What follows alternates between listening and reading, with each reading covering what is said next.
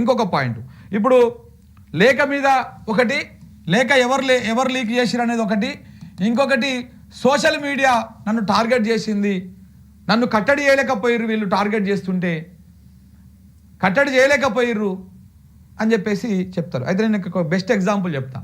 Social మీడియాని ఎవరు control చేయలేరు అంత ఈజీగా. ఇప్పుడు మహా అయితే ఒక 50 మందికో 20 మందికో చెప్పగలుగుతారు పార్టీలో కూడా, బాబు ఈ పలానా పోస్టులు పెట్టండి పలానా పోస్టులు పెట్టొద్దు అని చెప్పేసి. ఏ పార్టీలో అయినా, ఈ పార్టీ ఆ పార్టీ అనే కాదు. ఒకసారి గ్రామ స్థాయి వరకు చూసుకుంటే ఎంతమందిని ఆపుతావు? ఎన్ని లక్షల మంది ఉన్నారు బీఆర్ఎస్ పార్టీకి సోషల్ మీడియాలో స్వతంత్రంగా పనిచేస్తాడు. ఊర్లో ఉన్నటోళ్ళు, బర్రెలు కాసుకునేటోళ్ళు, గొర్రెలు కాసుకునేటోళ్ళు, ఐటీ ఉద్యోగం చేసేటోళ్ళు, చిన్న ప్రైవేట్ ఉద్యోగాలు చేసుకునేటోళ్ళు చాలామంది ఉన్నారు. ఎవరిని కంట్రోల్ చేస్తావు? ఎక్కడైనా కంట్రోల్ చేస్తావు? ఏం మెసేజ్ పాస్ చేస్తావు? ఏ రకంగా చేస్తావు? దీనికి ఒక బెస్ట్ ఎగ్జాంపుల్ చెప్తా.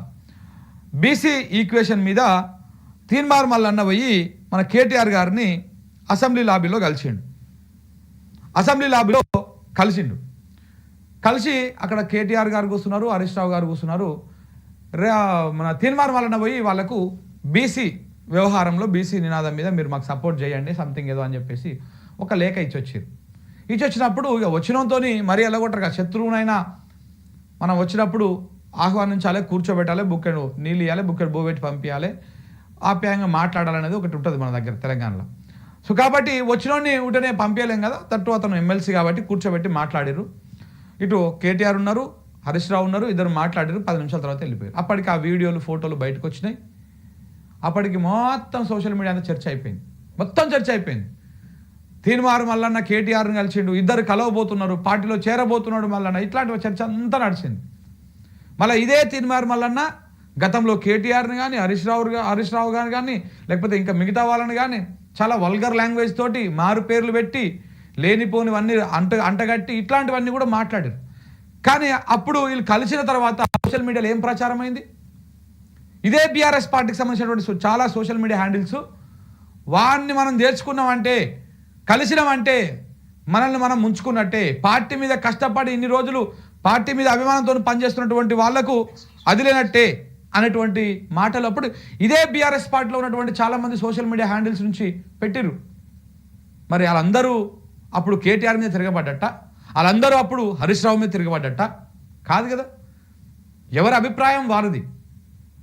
అల్టిమేట్గా ఇక్కడ మీరు సోషల్ మీడియాలో బీఆర్ఎస్ పార్టీని అభిమానించే వాళ్ళు కానీ వీళ్ళెవరు కానీ చూడండి, కేసీఆర్ని టార్గెట్ చేయరు ఎప్పుడు కూడా. కానీ ఇందులో కొంత వేరే నాయకులకు మీద కొంత నచ్చకపోతే పెట్టేటువంటి వాళ్ళు చాలామంది ఉంటారు. కానీ ఎవరున్నా సరే కేసీఆర్ మీద ఏమనకుండా ఇక వాళ్ళకు కూడా చూసుకుంటారు. ఇట్లాంటి చిన్న పోస్ట్ వచ్చాయని చెప్పేసి ఆమె మనస్తాపానికి గురైపోయి ఆమె ప్యానిక్ అయిపోయి ఆమె పార్టీ మీద ఇంత పెద్ద విమర్శలు చేసేంత వచ్చింది అంటేనే ఇక్కడ అనుమానం కలుగుతూ ఉన్నది. దాంతోపాటు ఇంకొక పాయింట్, ఇదే మెయిన్ పాయింట్, బీజేపీలో బీఆర్ఎస్ను విలీనం. అసలు ఇక్కడే వస్తుంది సమస్య అంతా. ఈ వ్యాఖ్య ఎప్పుడైతే కవిత గారు మాట్లాడుతూ ఉన్నారో, ఈమె మాట్లాడుతూ ఉందా లేకపోతే ఈమెతో మాట్లాడిస్తున్నారు అన్నటువంటి అనుమానము సహజంగానే వస్తుంది ఈ వ్యాఖ్యలు చూసిన తర్వాత. ఎందుకంటే ఆ వ్యాఖ్యలు చాలా పార్టీ మనుగడనే ప్రశ్నార్థకంగా మారేటువంటి అవకాశం ఉంటుంది. పార్టీ మనుగడే, బీఆర్ఎస్ పార్టీ మనుగడే ప్రశ్నార్థకంగా మారేటువంటి అవకాశం ఉంటుంది.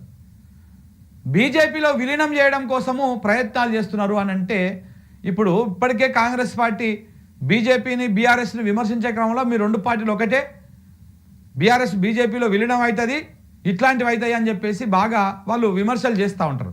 ఇప్పుడు ఆ విమర్శలకు కవిత చేసినటువంటి వ్యాఖ్యలు బలం చేకూర్చినట్టే కదా. ఇప్పుడు బీజేపీ పార్టీలో బీఆర్ఎస్ విలీనం అవుతుంది అనేటువంటి మాట ఆమెనే మాట్లాడితే, అలా విలీనం కాబోతుంటే నేను దాన్ని అడ్డుకున్నా లేకపోతే దాన్ని ఆపినా దాన్ని వ్యతిరేకించినా మీరు మాట్లాడుతూ ఉంటే ఇప్పుడు అది డ్యామేజ్ అయ్యేటువంటి అంశమే కదా. బీఆర్ఎస్ ఇప్పుడు ప్రజల్లో బలంగా ఉన్నది, సాధారణ ప్రజల నుంచి అంద పార్టీల దాకా చాలా బలంగా ఉన్నది. ఈ క్రమం లోపల ఇలాంటి స్టేట్మెంట్స్ దేనికి నిదర్శనం? నిజంగా కూడా ఈ వ్యాఖ్యలే, లేఖలో పేర్కొన్నటువంటి ఈ వ్యాఖ్యలే ఇంత కాంట్రవర్సీకి దారితీస్తాయని నేను అనుకుంటా. ఎందుకంటే బీజేపీలో బీఆర్ఎస్ పార్టీని విలీనం చేసేంత అమాయకుడు కాదు కేసీఆర్. తెలంగాణ వచ్చినటువంటి కాంగ్రెస్ పార్టీలనే విలీనం చేయలే ఆయన. ఈ బీజేపీలో ఎందుకు చేస్తాడు? కేసీఆర్ కేసులకు భయపడతాడా? కేసీఆర్ పార్టీని ఇబ్బందులు పెడుతుంటే భయపడతాడా? గతంలో ఇట్లాంటివి ఎన్ని జరిగినాయి? ఎంతెంత రాజకీయం జరిగింది, ఎట్టెట్లా నిలబడుకుంటూ వచ్చిండు, ఇప్పుడు ఏ రకంగా వస్తూ ఉన్నాడు. సో ఇవన్నీ కూడా మనం ఒకసారి ఆలోచన చేయాలి. ఇప్పుడు అల్టిమేట్గా ఎవరెన్ని ప్రపోజల్స్ పెట్టేదని ఒప్పుకోవాల్సింది ఎవరు? ఇప్పుడు సరే ఓ ఎక్స్ లీడరో, వై లీడరో, జెడ్ లీడరో ఎవరో ఒకరు సార్ మనం ఎందుకు ఈ సమస్య ఎంత ఎందుకు బీజేపీతో కలిసిపోదామని చెప్పేసి ఏమైనా ప్రపోజల్ తెచ్చినా కూడా అది ఒప్పుకునేది ఎవరు? ఫైనల్ చేయాల్సింది ఎవరు? కేసీఆరే కదా. కేసీఆర్ మనస్తత్వం, కేసీఆర్ గురించి తెలిసిన వాళ్ళు ఎవరు కూడా ఆయన ఇంత సింపుల్గా ఒప్పుకుంటాడని చెప్పేసి అనుకోరు. ఆయన అసలు బీజేపీ అనేటువంటి ఒక పార్టీ దాని మూలాలను పెకిలించినటువంటి నాయకుడు ఈ దేశంలో ఎవరైనా ఉన్నారంటే అది కేసీఆర్ గారే. ఆయన ముఖ్యమంత్రిగా ఉన్నప్పుడు ఎన్ని విషయాలు చెప్పారు బీజేపీకి సంబంధించి, అవన్నీ మాట్లాడుకుంటే గంట సేపు మాట్లాడుకోవచ్చు.